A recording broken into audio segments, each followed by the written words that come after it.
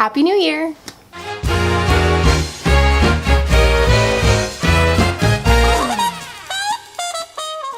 Hi, I'm Evie Driver. I post weekly videos about writing and lifestyle, so if that sounds interesting to you, definitely subscribe, hit the notification bell, and give this video a thumbs up. So definitely a clickbait title if I've ever had one in any video ever. But I just wanted to grab your attention because I feel like there are a lot of people across the internet setting goals about right now because, you know, it's New Year's. So this is kind of like an anti-goals video, and I wanted to make this because I wanted to definitively put out into the world a kind of overwhelming undertaking that I'm going to be adopting in 2019, and that is no goals. But first, I do want to remind you that today is the first day for the first ever JaNoWriMo, so if you are interested, definitely go ahead and join our cabin. It's on Facebook, and we already have about 90 people, which is crazy to think about. You set your own goals, you set your own pace. If you need to change your goals, there's nothing to really say you can't. So it's unlike the cabin, it's unlike NaNoWriMo. It's just an event where we all want to write, we all want to have something productive going on in the month of January, because maybe you didn't, you know, make it in NaNoWriMo, or if it was just too much, or if the holidays got in your way. You know, it's just a makeup time. So if you're interested, definitely join. The link is down below. Let's talk about the concept of no goals, because I truly mean it. Like, for right now, this might change. This might, throughout the year, I might decide that goals are needed if this doesn't work. This is all a trial and error. First, I want to talk about my issue with goals, especially in the planning community, because I've seen a lot of shenanigans going on that it just does not make sense to me. And it's not because I'm not a planner. Like, I myself am a huge planner, but I either keep everything on my phone or I can just retain everything in my brain. That's just who I am. I don't need to write everything down, and I think that that's fine. I think that if you need to write everything down and you want to decorate a journal, that's fine. I'm not here to basically knock you down like whatever you decide, but I came across a ton of videos while I was decluttering and cleaning the other day, and I think it's a problem whenever you have 27 planners. Do you really need 27 planners? I mean, I'm serious, because someone was like, oh, look at all my planners, and there was 27 of them. 27!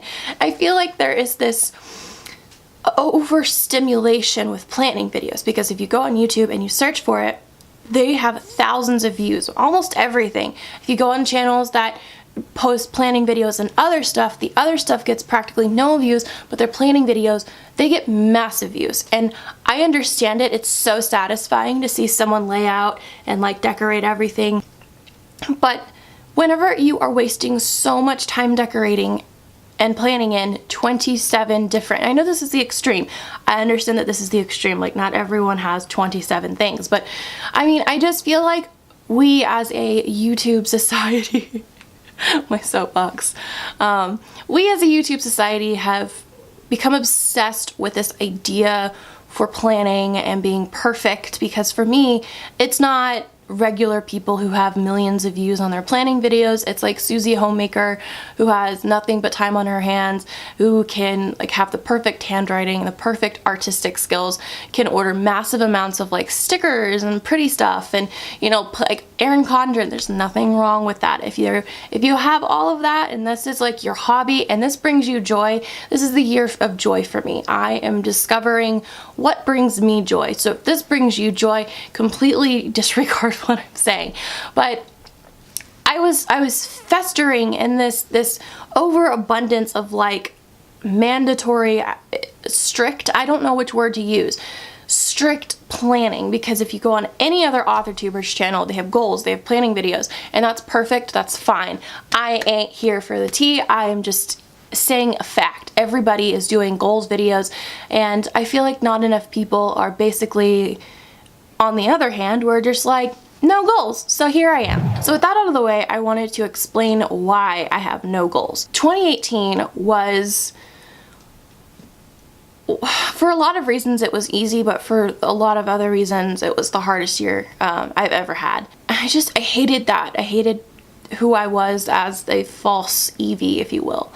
I hated that I was trying to emulate and mold into my own other author tubers, other YouTubers, styles and video ideas, or it got exhausting trying to be everyone else and trying to keep up with everyone else. And so for that reason, you know, I would make goals videos, but have everything in a Google spreadsheet, or Google Doc or whatever, so I could have just referred to it, but I never did. That's the point. I made videos and like literally I never look. I feel really bad because if you go back into any of my goals videos, I literally made up goals like 5 minutes before 5 minutes before filming, and I would film it and then I would press, you know, end the recording session, and I would just completely go about my day as if I had no goals. And then like the last week of the month I would remember and I would start, you know, procrastinating or whipping my ass into shape and start kicking down some goals. But the thing is that the goals are always so hefty, like write 30,000 words in a month.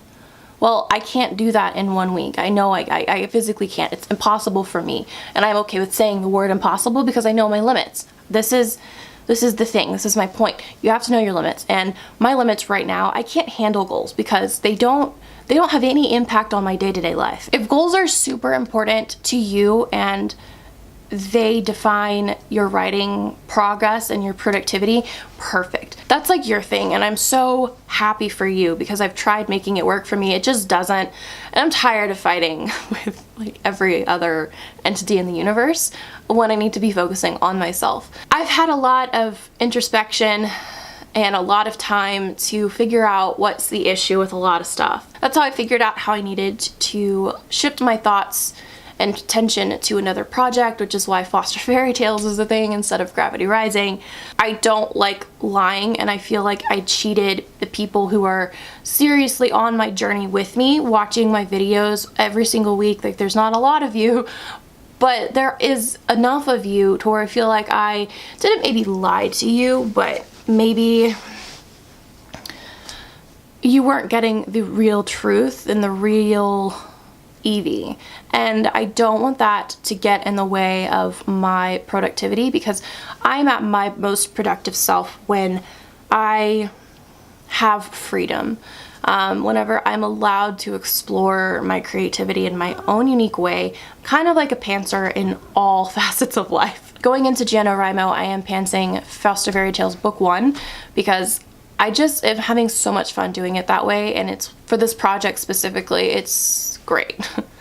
Book 2 though, it's gonna be outlined, which is super strange. So for the month of January, probably for the foreseeable ever, I will have no goals, and I just wanted to let you know what's going on and all that stuff. I have one resolution. To me, call it by another name, it's the same thing, but for me, a resolution, I never stick to it, and it would be nice if I could actually stick to one of my resolutions, and so I'm gonna try.